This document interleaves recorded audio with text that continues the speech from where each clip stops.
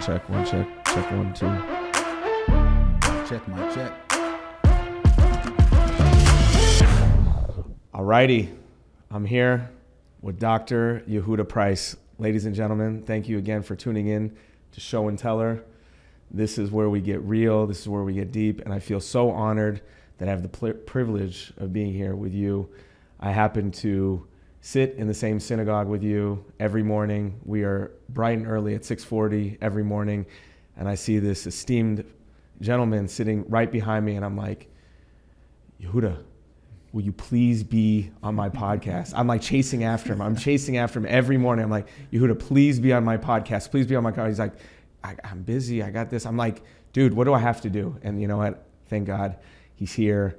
And honestly, most of the people that I have as guests on this show, I know a little bit about their story. But honestly, I've heard things here and there about you, but I don't really know your story. So I'm going to be asking you questions. All good things. All good things. All good things as if I don't know anything. So without further ado, Dr. Yehudah Pryce, thank you so much for being here.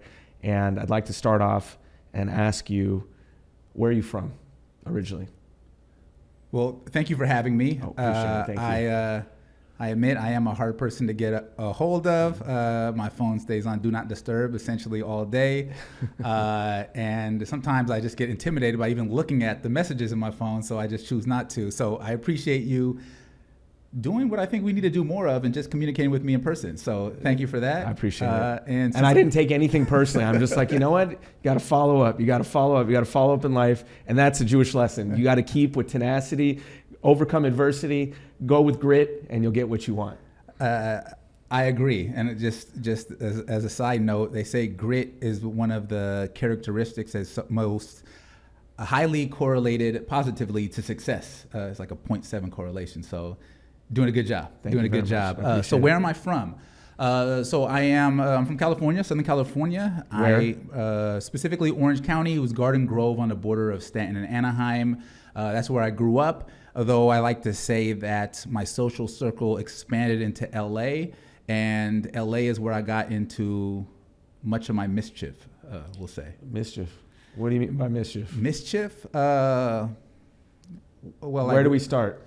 Yeah, where do we start? Mischief. I used to rob drug dealers for a living, so you can go anywhere you want from that, but that's what I used to do as a kid. You used to rob drug dealers, and that was like your hobby? My hobby, I would say, was my MO. I wouldn't say a hobby. Maybe. I think I did it as such. But I mean, like, how does somebody get into saying, you know what, I'm going to wake up today and I'm going to rob drug dealers? Like, where does that come from? Like, good question. And I did wake up most days thinking and plotting about how we were going to rob drug dealers. We as in who? Me and whatever other person that I could find that was a lost soul like myself and was ready to commit crime at a moment's notice. Are your parents together? They are not together. They're not together? Yeah. You have siblings? I have siblings. I have. They're from a different father, but we grew up together since their father, I grew up with him since I was 2 years old, right? Okay. And I have twin sisters. They're twins, and I have a younger brother as well. All of them just from a different father. Okay, very nice. So, at what age would you say you got into this mischief? Were you in junior high, high school? You're like, I just need some cash. Like, I didn't want to get a job. You know, I want to. This is an easy way to make some cash.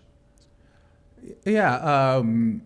So this is me trying to logically explain something that isn't too logical, right? Like why risk your life for?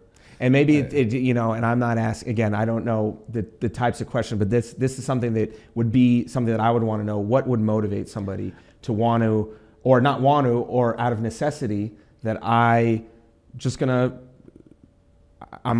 like go do this, you know?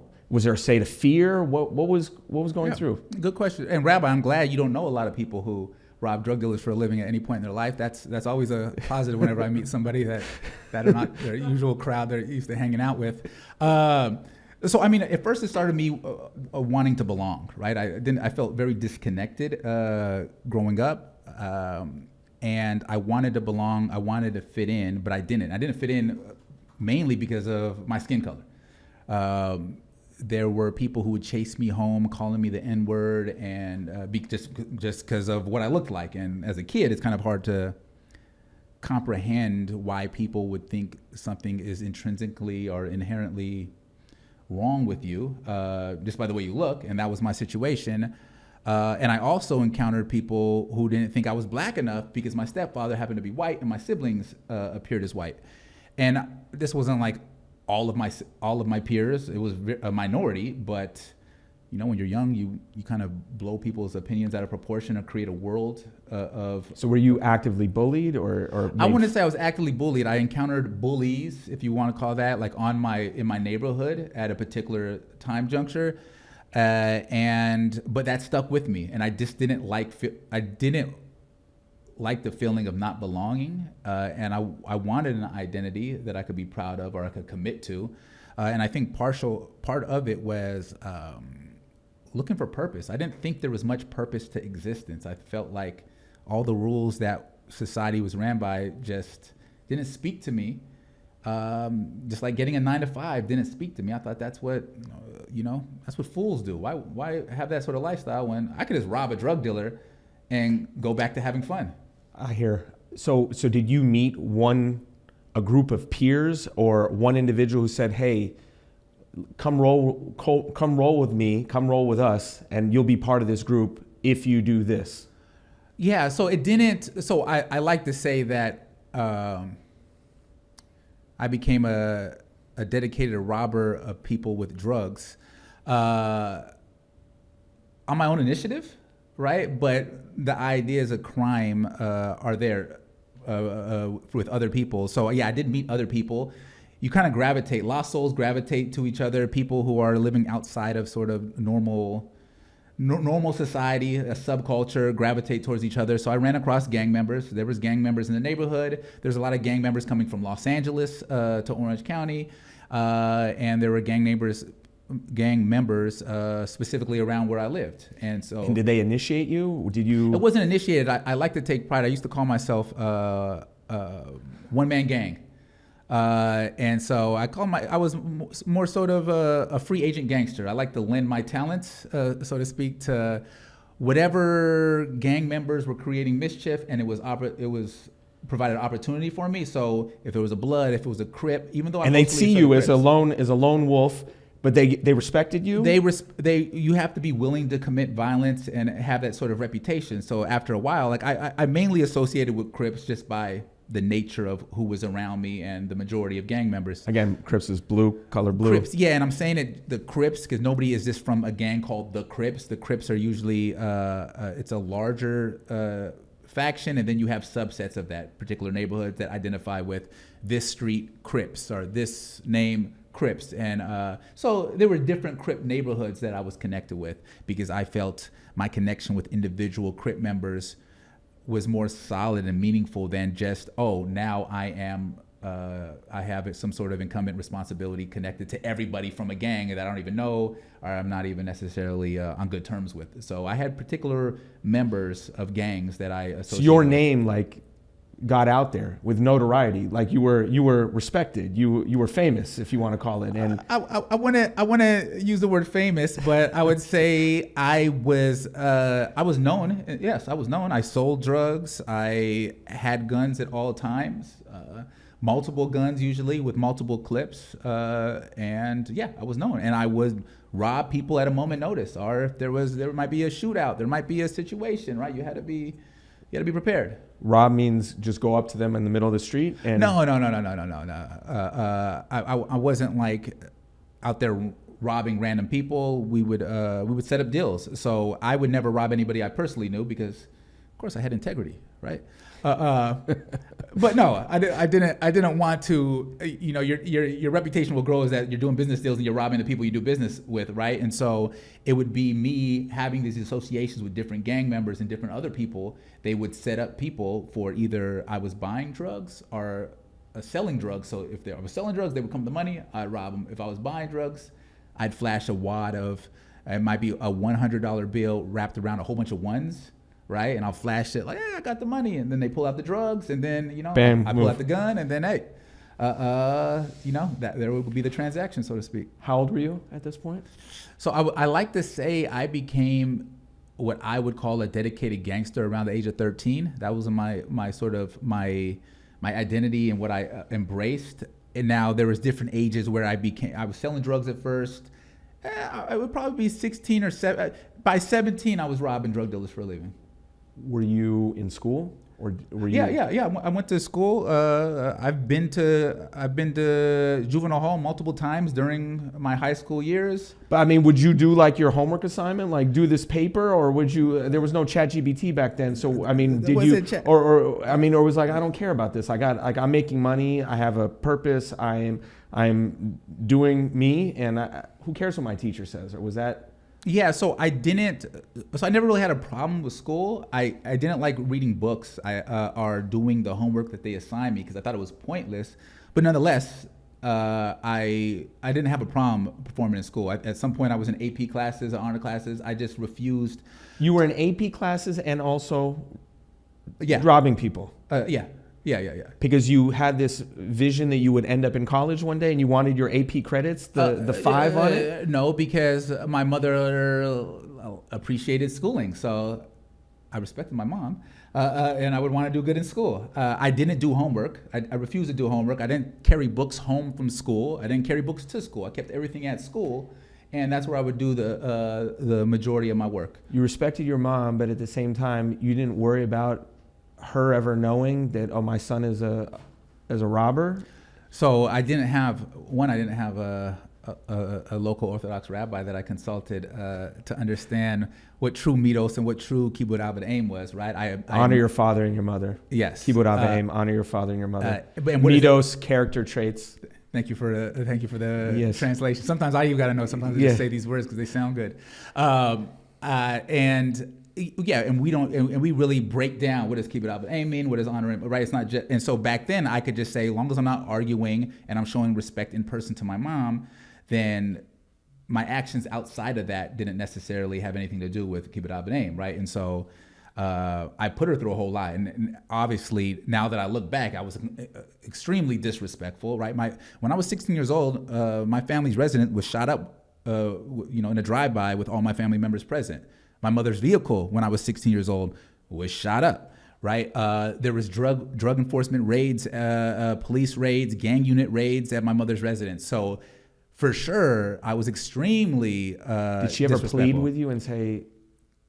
Yeah, she would want me to stop. This isn't a case of permissive parenting or anything like that, right? She'd try to discipline me, and I just was living my own life. I'll sneak out the window. I'll do whatever I'm doing, but I'm a gangster, right? And so there's only so much you can do when somebody is dedicated and committed to following a particular path. She loved me, and I think she didn't enable me. Sometimes she thinks she's enabled me, but she didn't. And I think actually that unconditional love provided an opening for me eventually to return to who I always was, which wasn't a person that robbed drug dealers for a living. So from 13 till how old did the stuff hit the fan? Was there a moment where this all went down, and did you ever go to jail? Did something happen which like was the climax of your mischief as you were talking about? Yeah, I mean, several things happened. I was in and out of juvenile hall, which is a jail for juveniles. That didn't stop me. That didn't deter me because I was committed. If you're committed to something, why should something like jail deter you, right? I felt like a commitment was very important. A lot of people weren't committed to things. I wanted to be committed. I remember at age 19, I was arrested for home invasion robbery. And when they raided my mother's residence, they found a .45 caliber pistol, a mini Uzi, a ski mask. Mini Uzi. A mini Uzi. This is like Israeli IDF there's right an here. Israeli connection there. You see, there was foreshadowing all along in my story. Wow. Who knows? From mini Uzi to Orthodox Jew. Now, can I stop you? Can we label the podcast that? Yes. I think this is the right move. Can I ask you a question? This might be, you weren't always Yehudah, were you? I wasn't always Yehudah, but please don't dead name me. But I will tell you,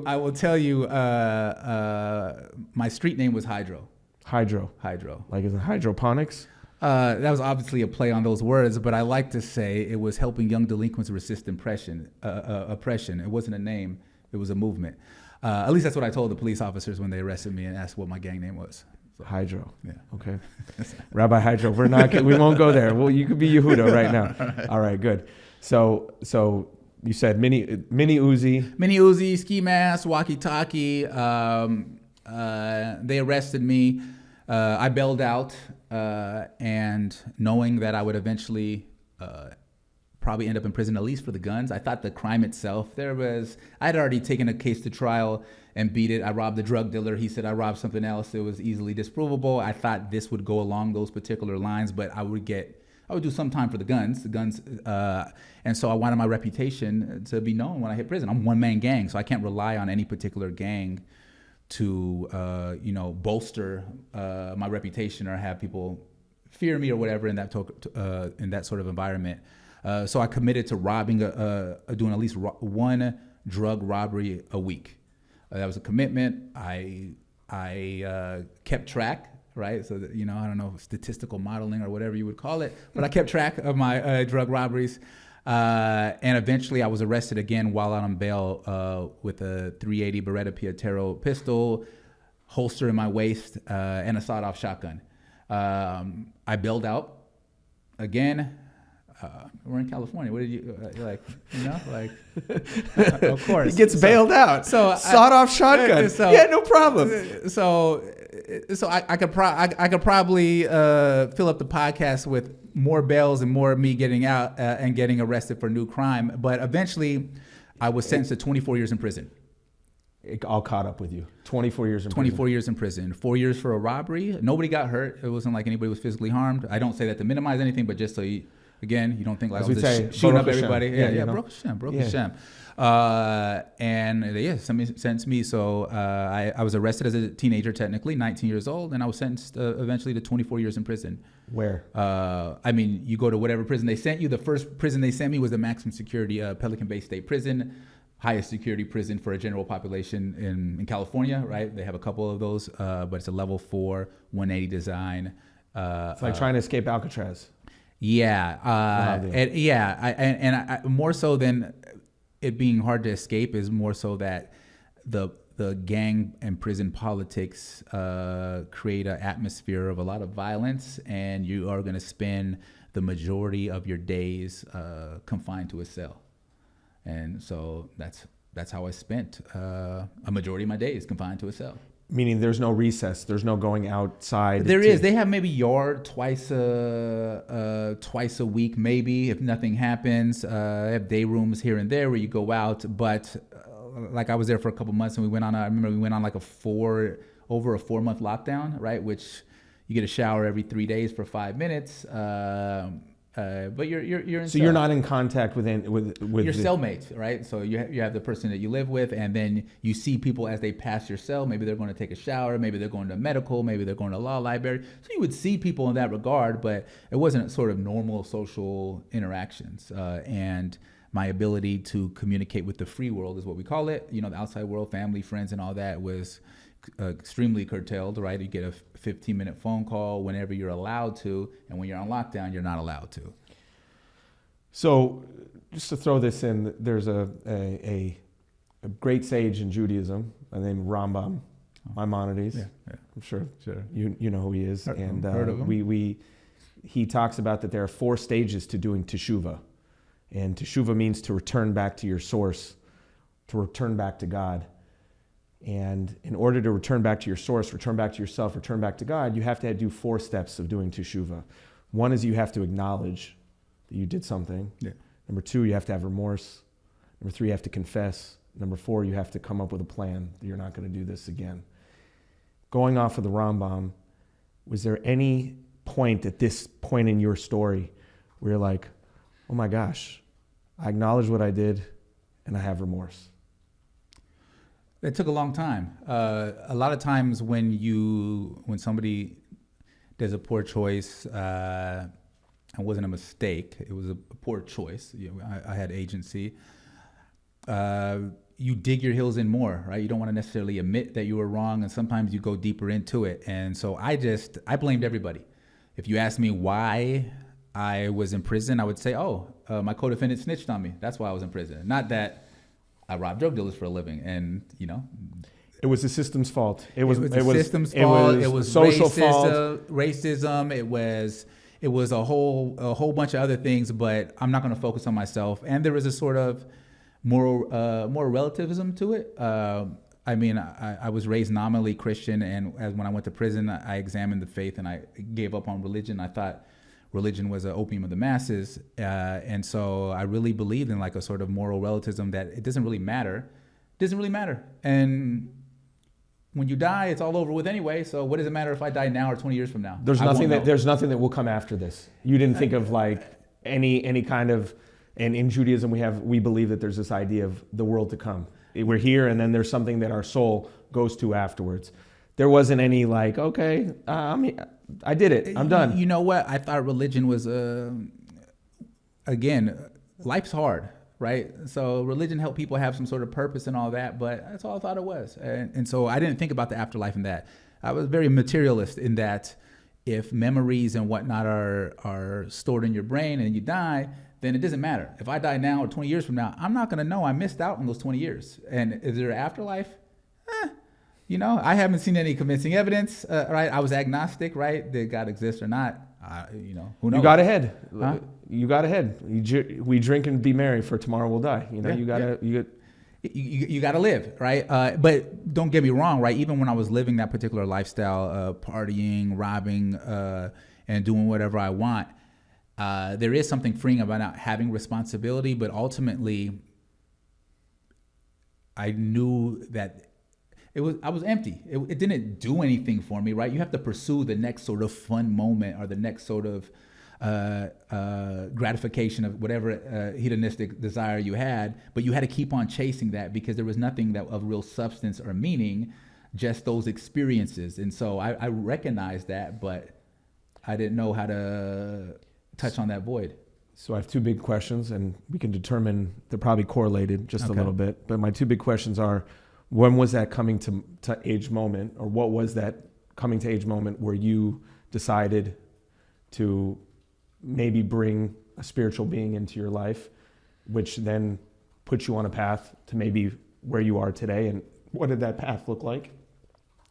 And also I want to ask the question, how did you meet your wife? So you can determine how you want to go there first. Okay. Just to set a map. Yeah. Okay. I need maps. I'm a GPS guy myself. And maybe they're correlated. Well, so a couple of different things happened in my life. I got a letter from my sister, essentially talking about the choices and how they affected the family. How long were you in prison at this point when you got that letter? Maybe 4 years or so, right? I went to prison and I got almost my whole body tattooed. In prison with I wouldn't say necessarily pretty tattoos. There's bullets, there's bars, there's stuff like that. So I was dedicated. I wasn't. And again, that's a sign of getting a tattoo in prison. That's a sign of like I've arrived, or you get your warrior paint on, right? You put this exterior that shows don't mess around with me, right? And it was appealing, and everybody likes a little artwork, right? Not that we promote tattoos today, but just a little bit. Nothing wrong with a little bit of artwork. So I was dedicated, and I got all these letters. And I remember also I was in solitary confinement for conspiracy to assault a correctional officer, and I remember thinking all right, I'm probably going to spend the majority of my life in a situation like this because I'm a gangster and I'm going to respond like gangsters do, right? Did you think, by the way, that you were going to be there the entire 24 years, or are you? I thought I would probably end up getting life at that time, right? Because I had multiple strikes, and if you catch in prison, I already had multiple strikes, yeah. And if I at the rate I was going, every 6 months or so, I caught a new case prior to going to incarceration. It's not like somebody gets incarcerated and just turns a new leaf, right? And it's harder to get away with stuff, right? There's limited getaway options. So I thought there was a good chance, right? And so to me, the challenge was how long could I go without catching this new case? So that conspiracy to assault a correctional officer, I beat that, right? So I was off to a good start. But I recognized too, I'm like, yeah, okay, I could.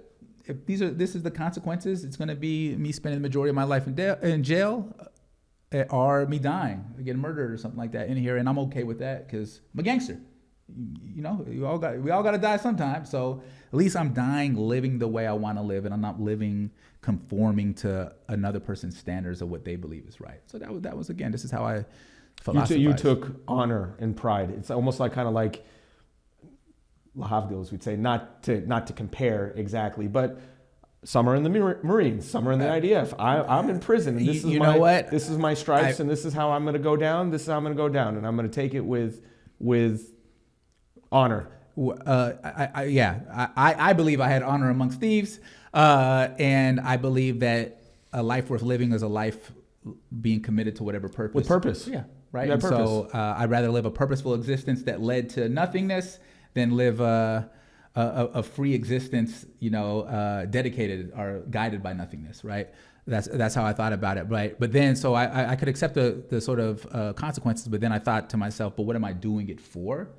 And I had to contemplate, ultimately it was my own insecurities, me wanting to belong. I recognized that I didn't have all the answers, and I didn't have all the answers, I just kind of filled it in with this sort of gangster persona. But ultimately, it wasn't like the true. It wasn't the best way to live one's life, right? I didn't know what that was, and so I was on a quest to figure that out. I was going to do it. I was going to do it without religion, because again, religion was, opium for the masses. Opium for the masses. And so I did like research a lot of different religions. I read the Quran front to back. My mom was actually raised a Muslim with her 9 siblings.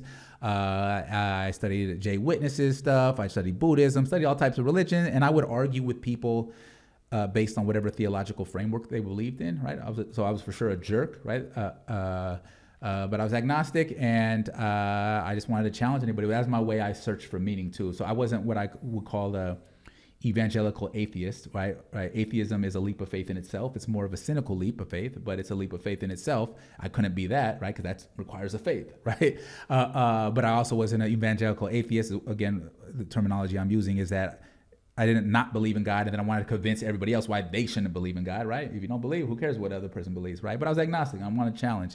And then Pelican Bay State Prison happened to hire a Reform rabbi. I didn't know anything about denominations or anything like that. There's a long story. I don't know if we have time why they hired. Trust me, they weren't like pro-Jewish. And they're like, hey, let's get some more Jews working here. That wasn't the sort of situation. But they hired a rabbi, and I went to go argue with him. You wanted to challenge him? Yeah, I want to challenge him, right? And not only that, I figured that all these other major religions kind of, they took from Judaism cultural appropriation. You knew about that. Yeah, that you knew. Of course, yeah, of course. I mean, they're mentioning it. Everybody seems to be obsessed with Jews. That's what I found out before I became Jewish. Everybody seemed to be obsessed with Jews for one reason or another, right? Like having to, talk about their beliefs or their perspectives and use that to against or compare against Judaism, or why the Jews didn't do this right or anything like that. So I'm like, oh, if I undermine Judaism, then I undermine all these other major religions as well. So I figured might as well start at the top. So I get a chance to argue with the Jew, right? I thought that, that was it was going to be the highlight of my arguing career, right? You want to give you the short story? I lost the argument, right? I'm now Orthodox Jew, but I went in there and I challenged him, and he essentially said, "Look, Judaism doesn't say the only pathway to God is through Judaism, right? Just be a good person." Now, obviously there's some mitzvahs connected to that, right? 7 to be precise, or at least 7 categories, and it seemed entirely sensible that you didn't have to be Jewish to find a pathway to God, and you just be a good person. So the fact that it wasn't this sort of hard sell, because I'm used to people selling religion like a used car salesman or something like that, right? That appealed to me, and I still argued how you believe in this story, how you believe in that story. But essentially, it boils down to this, right? When I really thought about it, because he would give me books on Judaism, and I recognized that I had not heard about Judaism through the Jewish perspective, only through the lens of other people's. And as I started reading, that seems very reminiscent of what we're going through today, maybe. Yeah. Well, yeah. Everybody's experts. I tell you, everybody's obsessed with Jews, and they have an opinion about Jews, and it's usually they have an understanding about Jews or Judaism through the lens of other people's, and not directly from a Jew, right? Or reading the Torah. Yeah, or reading the Torah, right? They'll take selected phrases out of context, right? Like everybody seems to, you think you're the chosen people. I'm like, no, do you even know what that means, right? Like that's like a responsibility. That's a lot of hard work right there. We're chosen to do mitzvahs and carry out commandments. You don't have to. And it's a responsibility. It's a responsibility. You don't have to. Yeah. And a lot of people don't uphold the responsibility, and shirk it, and sadly say, I don't want it. I don't want to own it. But that's our responsibility. Yeah. And it comes with hardship. Comes with hardship. You're putting yourself out there, right? Just imagine me in a prison that is defined by racial categories, right? You'll get if a white, I'll use this vernacular. I usually don't just say inmate this or that, but if a white inmate got into a fight with a black inmate, and you were black, you had to attack whatever white inmate you seen, and vice versa. A white inmate had to attack a black. So it's very defined by race and categories and like that. So me walking around with a yarmulke on my head, yes, when I first started doing that, I was very self-conscious. But then again, like if you're gonna be something, be it. But the hook that got me to really delve into it, because I recognized that I had to understand Judaism from a Jewish perspective, was that me really thinking about the Jewish historical experience, because he said if you look at the history, you see that Judaism has worked for Jewish people. So you had a people who had an encounter with God. If we think about Har Sinai, right, they had a perception of God. Out of Sinai. Yeah. All right, and you need to put like these subtitles whenever I say something, a little boxes, chat boxes that appear in the air. But I'm big on. I'm great with the translation, but I'm big on using our words as well, because just in case people don't know. No. That's needed, and I usually do that. But I'm also taking back our way of referencing things, because in the diaspora we kind of have to reference all these other things. But so Har Sinai, we had to encounter a perception of God, and we entered in a relationship. If you want to know what it means to be a Jew or how Jewish identity was created, that's where it was created. It's a perception and relationship with God. That is the fundamental genesis of Jewish identity. And then for thousands of years, Jews were persecuted, just trying to bring those moral imperatives from that perception and relationship with God. We affected billions of people and their conception and relationship to a creator, right? If you think about all the other religions that kind of sprouted out from that. Persecuted for thousands of years, and we managed to maintain our language, culture, communal, familial structures, and positively impact every society we've been in. And to me, as I thought more and more about it, right, the Jewish experience in this world and the Jewish people became the proof that God existed to me. And then I wanted to get to know this God of the Jews more. And the more I knew, the more I learned, and I would read a book every day or two, the more I fell in love. I taught myself how to read Hebrew so I could dive into Hebrew, because Judaism to me isn't about... was there a quorum of people praying in prison? There wasn't. There was me in my jail cell praying, right? But it's about a relationship. Did he become your rabbi, this guy? I was only there for like 3 months or so. So he was my rabbi in the sense that he was the person I was asking questions there, but I wasn't there for that long with him. But that started out my journey. Did you go through a conversion process in prison? No, you can't convert in prison. And not only that, like even the Reform rabbi said, it's not like a true full community, right? Becoming a Jew is not just about memorizing a certain set of facts, right? It's about, acclimating and assimilating into a Jewish community. And if there's no women or children there, that's not a community, right? And so that never was the option. But I eventually transferred to other prisons, and I eventually worked for a Reform rabbi as a Jewish chapel clerk for about 6 years. I helped run Jewish programming. Still in prison? While in prison, yeah. I helped run Jewish programming. Just for timeline, you're now in prison about 10 years at this point? When I met that rabbi, I became a Jewish chapel clerk for. I was in prison for about 10 years. It was about almost 10 years, I would say. It was about 10 years. And he was a Reform rabbi too, but I eventually decided that Orthodox Judaism was the way to go, because again, Orthodox Judaism, we use the word Orthodox just because other denominations kind of popped up post-Enlightenment, right? Roughly around the 1860s. Yeah. In Germany.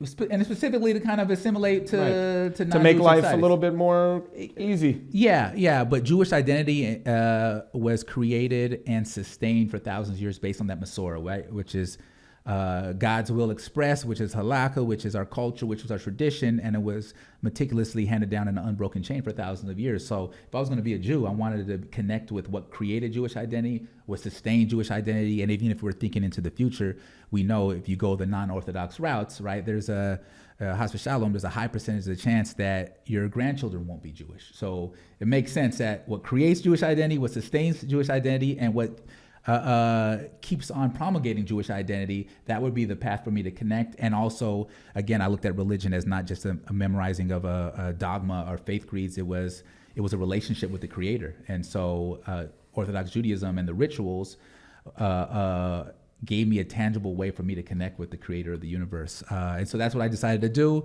Eventually, I met the woman who would become my wife on my illegal contraband cell phone in prison.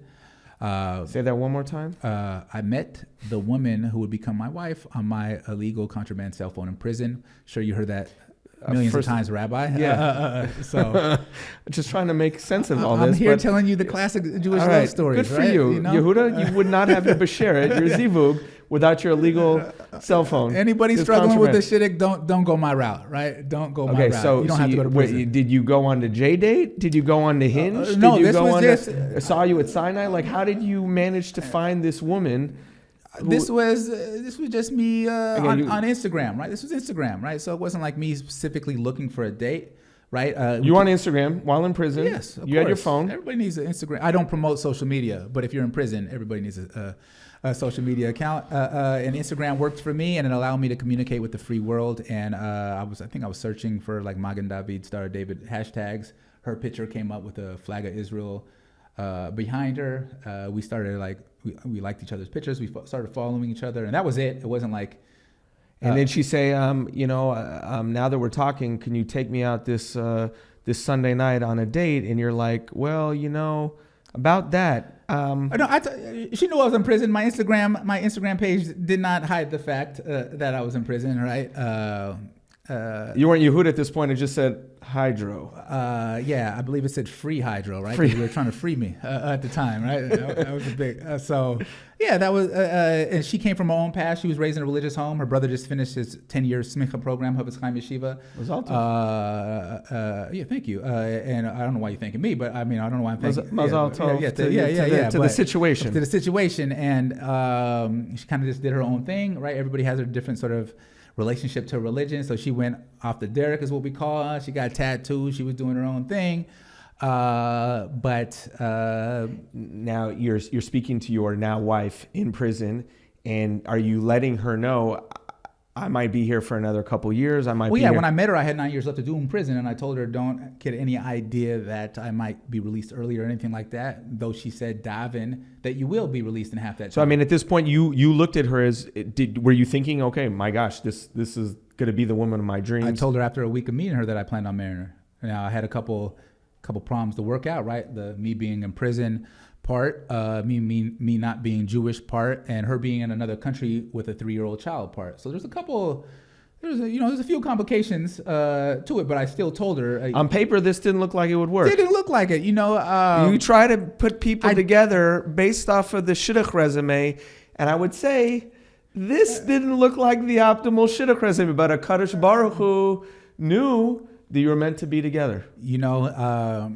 They say everything happens for a reason, right? I feel like you have to kind of move your actions to align with that reason more for it to be apparent. And I would have never thought that me being incarcerated would somehow, or me being a dedicated gangster, we could go even before incarceration, would lead to me being an Orthodox Jew married with 4 children. But here we are now. And we made it work. What happened is the United States Supreme Court ruled that California prisons were so severely overcrowded that it constituted cruel and unusual punishment. So they had to find ways to release people early. I was released early in what year? How many years total? So instead of me getting out in 2023, I got out in 2018. So I did a little bit over 16 years. I got out. I got my bachelor's, my master's from USC in social work, and got my doctorate in social work. Became a licensed clinical social worker. I'm a therapist at the Chabad Treatment Center, and I'm a senior director at a nonprofit that helps people in prison and people transitioning out. So, wow. So when you got out in 2018, you asked your wife to marry her. No, I got out. I had contacted a Rabbi Yisrael Senior. By the way, you'd never seen her in person. Yeah, she would visit me once a year. Oh, she was allowed to. Yeah, she was allowed to visit me once a year. I had wrote a rabbi when I was in prison telling him that I might get out. I wrote the only non-Chabad Orthodox shul in all of Orange County. And he wrote me back, said the community would love to have you when you get out. And so when I got released in 2018, I contacted that rabbi. I turned in my application to the RCC. Rabbinic Council of California, ladies and gentlemen. Yeah, about a month after I got out, and I met with the Rabbi head. Union. Huh? Rabbi Union. I met with Rabbi Union. I got out on October 22nd. I met with Rabbi Union in December of 2018, and he gave me a chance. Right, out on parole, living at a halfway house, gave me a chance. And he let you go through the conversion process. He allowed me to go through the conversion process. And showing up in shul and synagogue and minyanim and having in May of 2019 was by the time I actually got to move to a Jewish community, because I was living in a halfway house when I first got out. I was washing dishes for $10.50 an hour. Right, that was what I was doing. And everybody knows what it takes to live in a Jewish community. Were you married at this point? 1050. No, actually, before I got released from, which is a whole nother story, my now wife and I broke up. So I wasn't even talking to her at the time. I got out.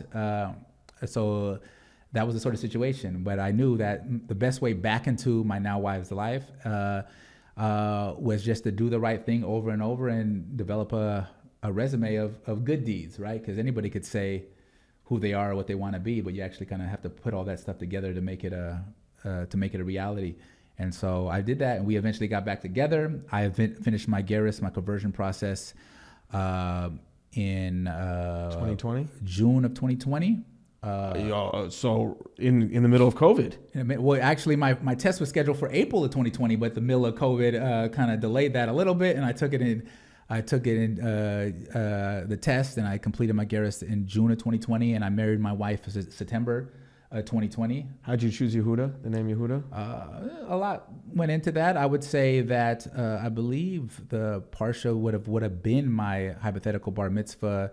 Happened when Yehudah kind of finished off like the ultimate sort of Teshuva and made nice with Yosef, the situation. He walked into Yosef, who was the king, the viceroy, the second most in charge behind Pharaoh in Egypt. And basically, Binyamin, the younger brother, was taken. Yehudah stepped up to the plate through adversity, saw that he was challenging the second most powerful man in the entire world, and stood up for what he believed in, and gave it his all, and gave it and saw what he needed and went for it. So I assume that there's that was there, and I would have took Yosef because he did some time in the pen, so I could relate to that. But that was my father-in-law's name, so I chose not that. But yeah, Yehudah, and also Yehudah, like it means to be thankful and praise to Hashem. Right? Yeah. And I wanted the name to be as conspicuously as Jewish as possible as well. So Yehudah seems to fit all those parameters. So before we close, and I think like less is more, so I think this was a very compact type of talk that we had. If you could leave our audience with your last words, or if you'd like to tell a future generation, or if what's your message now in life? What is your message, or do you have a message? Do you feel that you have something that you live by that you would like to share that resonates with you? One, I believe in second chances and sometimes even third chances. I believe sometimes we make a series of poor choices and our life turns out in ways that